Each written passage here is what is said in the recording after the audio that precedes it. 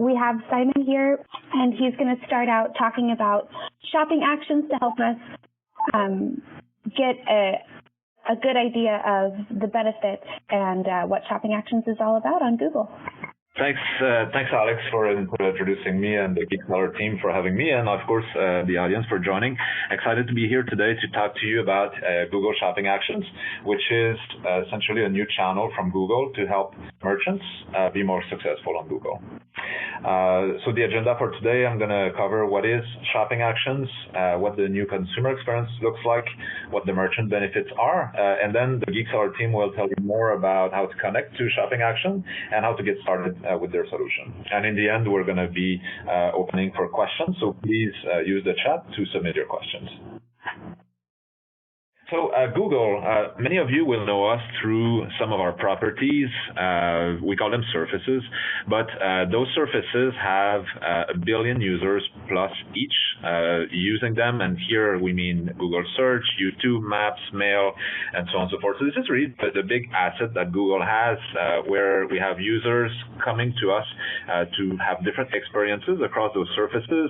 On Search, to look for products that interest them, on YouTube, to look for videos and how-tos and so on. So different types of experiences, of course, across those surfaces. And what we've done so far, and what where we found Google, and of course our merchants have found a lot of success, is through ads product. So we have many different formats of ads across those different surfaces, where a merchant can place an ad. When a buyer comes into that surface, clicks on the ad, is transported to the seller's website, where he can complete the purchase transaction. So that's the model that's been working really well for many years, and it's certainly here to stay. So what is Shopping Action? So Shopping Action is essentially leveraging essentially leveraging the same surfaces that we have, but providing transactional experiences there. So what that means is we're essentially adding a shopping cart functionality across Google, so that users who come and look for products across these surfaces, when we're creating opportunities for them to buy directly on Google, which means the merchants can now sell their products directly on Google as well. We have not all of those surfaces are live yet, and I'm going to go into a little bit of detail of what's live today and what's coming up. But we're excited to be offering this new experience in addition to our existing ads experiences. And this cart is one across the Google property. So as buyers go and add products, maybe on Search, maybe on YouTube and so on, it gets added to the same cart, and the buyer can check out one time across the purchases, the items that they've added across their experiences. So what do we have live today? So on Google Search, on google.com, when performing searches for certain products, and when our algorithms determine appropriate, it will serve along with the ads that you're used to see. So the first screen on the left I'm talking about, it will be units with a small shopping cart there. And this indicates that it's an item that can be purchased directly on Google. And so this, as opposed to a click taking the user through the merchant's website for purchase, it will take you through a purchase flow on Google. The same goes for our shopping property. So when you click on the shopping tab, which thus far was more like more of a price comparison engine, now also serves abilities to purchase those products right there on Google.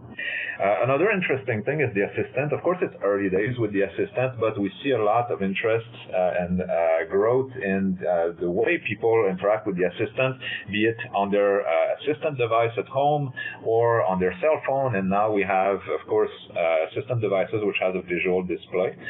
So interacting with these devices and starting to complete purchases. So this is early days for that, but there's already the ability to purchase some items directly on Google using the assistant as well. So that's 3 surfaces that we have live today. Now let's go to the next slide and see what's coming up. So first, the Google Shopping homepage. So if you go to google.com/shopping, you will see this new experience, which is a mix of what some of you may know, and a surface which is called Google Express that we have. So this is combining Google Express, which was kind of a marketplace-looking surface, as well as experiences of purchase on Google, which provides more personalized shopping experiences for the user, all in one surface. So that's what the new shopping experience looks like. So it's being rolled out gradually. So you may be able to see it now. If you're not, you'll be able to see it very soon in your own browser. The other very cool new surface that we're going to be launching is YouTube. So YouTube, very different experience than search. People go there to consume video of things they're interested about. It may not have to be with a purchase intent in mind, but sometimes on the video, they'll see a product that they like. So the experience there on YouTube is to make the products available on videos, available for purchase directly below the video as you continue to watch the video. So that's a very cool new experience that we're going to be rolling out.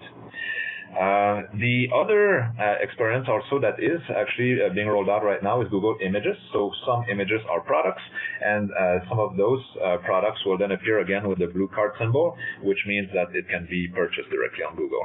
So as you can see, we're expanding across the surfaces that I highlighted earlier, which have 1 billion users plus, and creating for each surface a purchase experience for the buyer. Now, for the merchant, what that means is the ability to list your products across all of those surfaces with only one integration. So as you integrate into Google to list your products, you get automatically included as we make new surfaces available. So there's no additional work required there. So some of the benefits that we see right now, some really exciting stats, and it's early days. Of course, the platform has been live for about a year now, and what we see is that for merchants, 68% of shoppers are new to the merchants. So meaning that the merchants are effectively acquiring new customers that they didn't have before. And those customers tend to be 14% more valuable than those that do not shop on Google before. So that's one exciting stat. The other one is that for buyers that did buy from the merchant before, they end up spending 10% more on Google, which is also an exciting stat. And along with it, very similar. So we see increasing baskets, which means users are getting comfortable to buy larger quantities of things on Google. So a few other benefits for the users. Just going to wait till we get back on this. So there we go. So first, it's a retailer-first platform. So one of the cool things that we're trying to do is to help merchants build some loyalty and some branding on there. So there's an ability as you onboard to upload your logo, and this logo and or the name of your business is going to be prominently displayed throughout the purchase experience so that the user knows exactly who they're buying from. So we hope that this can help create some brand loyalties, in particular for the merchants that are early movers onto the platform. Loyalty and personalization, so I touched on it already. We try also to make the reordering easy through the platform for those buyers who did buy before. We try to also personalize the experience with the data that we have. So we do have a lot of data across what we see on shopping actions as well as other properties of ours, and we try to, with that, create the best experience possible to the buyers, which is personalized recommendation, which hopefully can translate as well into more sales for the merchants. Another aspect is that we do the heavy lifting, so customer support and return are handled by Google, and here basically this is within some standard parameters of what we would agree with the merchant on the terms and services that are signed upon joining, and it's pretty standard stuff. Really, what we're trying to do here is to provide a consistent experience to the buyer and be the first line of defense for customer support and returns. If there's escalation, our team will then get in touch with the merchant behind the scenes, but still be sort of that face to the buyer. Another important point is this is a pay-per-sale commission model. So some of you may be existing Google advertisers, and as I say, this product is alive and well and continues into the future.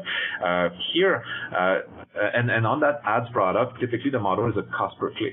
So every time someone will click on your ad, you'll be charged a certain amount. This is different on shopping action. On shopping action, it's a cost per sale. So if somebody clicks on your product display across our property, does not buy, you don't have to pay anything. You only pay a fee if a sale is actually completed. And this pay-per-sale model is basically a percentage of the transaction that Google will retain. That varies by category of product. And today our rates are between 6 and 12%, which we believe are competitive based on what we see across the market. And then finally, insights. So we want to provide you with insights as well on how to do better with your performance on Google Shopping Actions, meaning on your performance, the competitiveness of your assortment, your prices. We want to provide you information to help you be more successful on the platform as well. So that's all the content I have from the Google side. Now I'm going to pass it over to the folks over at GeekSeller, but at the end we're going to have an FAQ, and please do a Q&A, and please do send your questions. Thank you. All right, thank you so much, Simon. So to get integrated with Google Shopping Actions and GeekSeller, the first step, of course, if you don't have a GeekSeller account, would be to register with GeekSeller. If you do already, then you just need to apply for Shopping Actions, just to make sure that you have both of those accounts set up. So you need the GeekSeller account and the Google Shopping Actions approval. The next thing that you'll need to do is invite GeekSeller to your Google Merchant Center. And then from there, that's just so that we can help you prepare and submit your products. And then the mental heavy lifting will be in setting up your shipping and inventory synchronization. So that just means that you'll need to decide where we're pulling your inventory information from and where we're sending it out to. And then, of course, we can synchronize with other marketplaces that you already have set up with GeekSeller. From there, we will just fill out the steps, go through the steps that we have lined out in our documentation to go live. So this is just a preview of the GeekSeller Google panel. So the GeekSeller Google panel operates in essence like many of our other GeekSeller panels. You can manage your products from here, so we can transfer data into GeekSeller to this Google panel, and you can make adjustments and customize these products for the Google platform specifically before submitting them to Google, and then it's like a safe area to make sure that you have everything together before we send it out to Google. And we also, will catch errors in this process and things like that. Oh, okay. So yeah, I'm switching to the view for the master panel now. Okay, thank you. So on the GeekSeller master panel, what we can do here, this is an extremely valuable tool because not only can you view your Google orders, your Google shopping orders here, you can also view your orders from any other connected marketplace. So this is really a one-stop area where you can, generate your labels if you want to, and you can, see where everything is coming from, manage it from here. Yeah, I wanted also to add that maybe not all of you are using our master panel at the moment. So in order to activate this, you just have to contact our support, and we can activate it for your account so that you can we can aggregate all your connected platforms into this one master panel. Right. Yes. So absolutely, this is something that we could turn on for you very easily, and it's a very valuable tool. So moving on to your options for label creation. You can create labels through the master panel like we just talked about if you have that enabled. If you're already creating labels through a third-party software like ShipStation, we can send your Google shopping orders to your third party. If we don't have an integration already built, or if you want to do it through file exchange, we can do that too. So we would just be sending your order information and quantity information through FTP. And then for our last note before our Q&A, we wanted to let you guys know we have a special offer going on.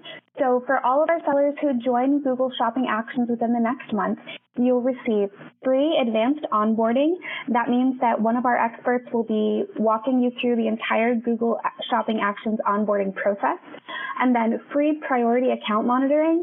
So for our Google Shopping Actions sellers that join within the next month, we will be checking up on your account as if it were our own baby. That's, we want to make sure that you're as successful as you can possibly be. So we'll be checking on regularly, and then free hands-on product data consultations. So if you're pulling your product data from other marketplaces originally, or if you have it in a file, we will work with you to go through each data point and make sure that it's correctly mapped and optimized for Google Shopping Actions. And then I know some of you were asking about where you can apply for Google Shopping Actions, and we have that link right here. It's geekseller.com/Google apply. And then I think we're ready to open it up for the Q&A. Yeah, I can take the one question, which was asking for a situation in which a seller was already onboarded with GeekSeller and the products were not approved yet. So this is very just account specific. If you can send us an email, then we can look into this. Why this happens, and we usually are able to determine what the problem is, if this is some errors on the products or some other issues with the account.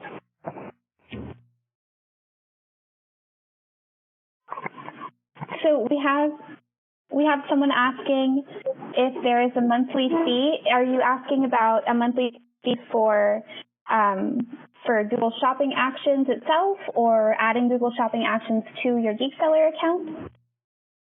I can cover, at least for the Google part, so there is no monthly fee, there's no minimum commitment. You only pay when you realize a sale, and this is in the form of a percentage of the sale based on the category of the products that you'll have sold. Now, on the GeekSeller, I will let you cover that part. Sure. That's going to depend on your current account setup. So that's something we'll deal with on a case-by-case basis. Yeah, but in general, the fee that we are charging is 1% of sales. Right. So there again, it sounds like in general, we're talking the merchants would be paying only for the sales that they actually make on the platform.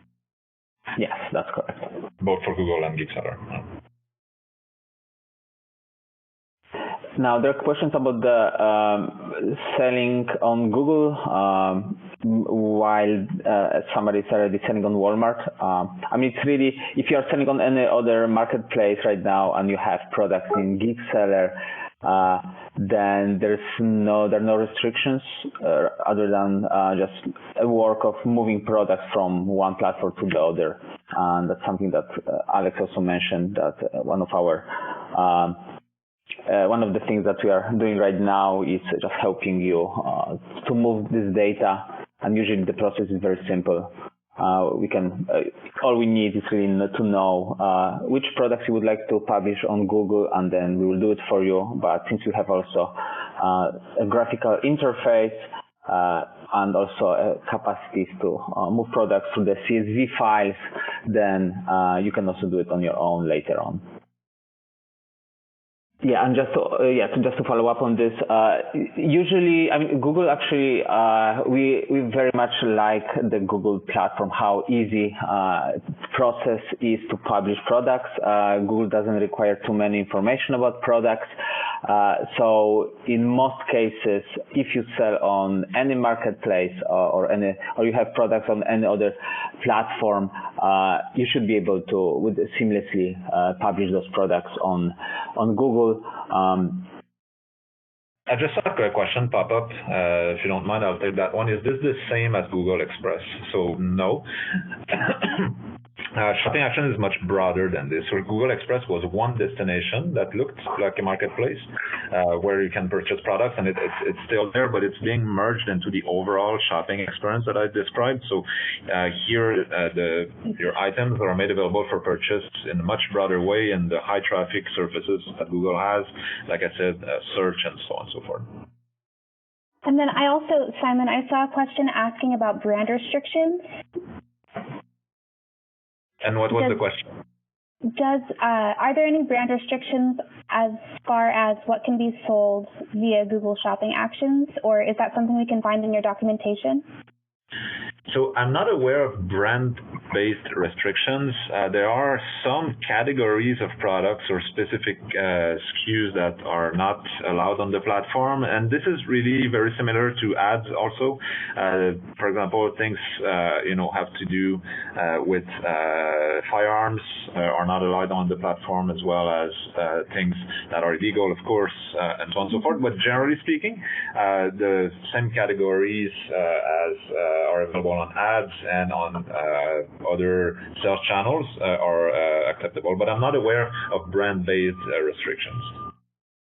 Now, yes, we do integrate with Deliver, and actually many sellers of ours are keeping the products on Deliver, and we are able to submit to Deliver Google orders. So yes, that integration exists. And there's actually no additional fees on our end to integrate with Deliver, so just Deliver fees. Now, if you have Amazon, if you are selling on Amazon, we do have integration with Amazon. There are some limitations in terms of importing data from Amazon, and it really also depends on what you sell on Amazon, if you own those products or not. And it's also case by case scenario. But if you are selling on Amazon and you have products there, you want to import them to GeekSeller and then start selling them also on Google, please contact us and we will help you to set up the integration with Amazon and start the process of importing products. So I see a few new questions here. First, how long does it usually take for merchants to be approved by Google? So this can vary it can go from a couple of days or more. When it's more, it's because we require more information from the merchants. A lot of times what we've seen is business numbers that are incorrect, or that the name doesn't match what the business number has on record. We have a team that follows up when these kinds of issues arise, but this is the type of thing that can make it longer. But if it's straight through processing, it can take a couple of days. All right. And then when buying from Google, does it redirect the buyer to, I believe they're asking if it's going to redirect to their website to complete the transaction. And in this case, right. I'll let you go on, Simon. Yeah. So this would be for ads. So if you do shopping ads or ads on Google, this is exactly what the ads will do. You're going to determine where a click will lead to, and in many cases, this is the merchant website. So that's the business that Google has been in for many years. Shopping actions, on the other hand, does not redirect a click to your website. It allows the buyer to purchase directly on Google. And then how does Google prioritize listings? So I think that refers to like product ranking, or, do you keep data on how well a product is doing and push that one to the top of searches? So there are many factors that are going to come into play for our algorithms to determine which product they're going to be showing when and to whom and so on and so forth.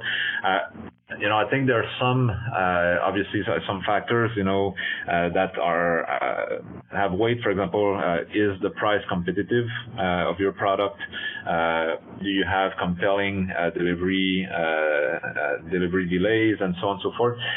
Plus other factors that kind of our algorithms compute and ultimately serve the right products for the right user at the right time.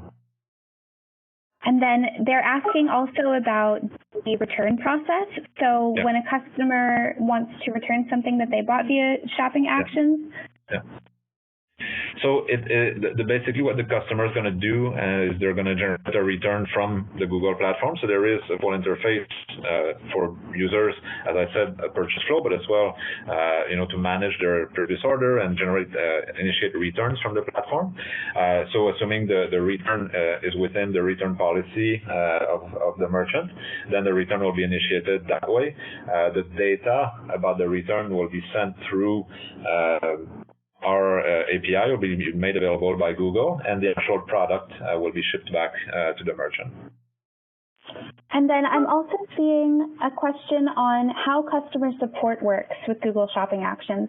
So how much of it is diverted to the seller, and how much does Google take on? So Google takes on all of the customer-facing support, and if necessary, will liaise behind the scenes with the merchant, let's say if there's an escalation or an exception. But for the standard type of queries and questions, the Google will then be handling those. And the idea there, is to provide, again, that sort of like uniform experience to the buyer, and also do a lot of the heavy lifting for the merchants. Most of the queries that come through support are pretty standard in nature, and this kind of removes also that burden from the merchants in many cases. I think we've addressed everything that's come through the chat here so far. Yeah, we may also, of course, we will review one more time all the questions that came in. In case we missed any, we will follow up in the email that we will send out to all the participants. So the email will contain our answers and also a link to the video of this webinar. And would it be good, Daniel, to remind everyone who's interested in joining Shopping Actions, what's the next step on the link that you provided on the previous slide? Sure. Let me go back to this link. So the simplest way is just to go to geekseller.com/GoogleApply, and after you fill out this form, first of all, that will allow us to submit your application to Google. So the process is this way simpler because we can see that your interest, and in case you have any questions, we can contact you to make sure that the entire process is smooth. There's also comment section on this application form, so please feel free to also fill out this section, and then we can contact you to answer any of your questions you may have about Google before we even submit your application to Google. Great. Okay, yeah, so again, we will go over all those questions that I see came, and we will make sure that we are responding to them. And again, if you have any other questions, you can also reply to our email announcement about this webinar, and we will address those questions individually. All right. Thank you so much to Simon and to everybody who has joined us here. And thank you to Daniel. And I think that is all we have for today. So be on the lookout for that email coming through with the video recording of this webinar. And and that's it. I guess we can all just have a great rest of our day. Great. Thanks, Alex, and thanks everyone for taking the time today. Thank you.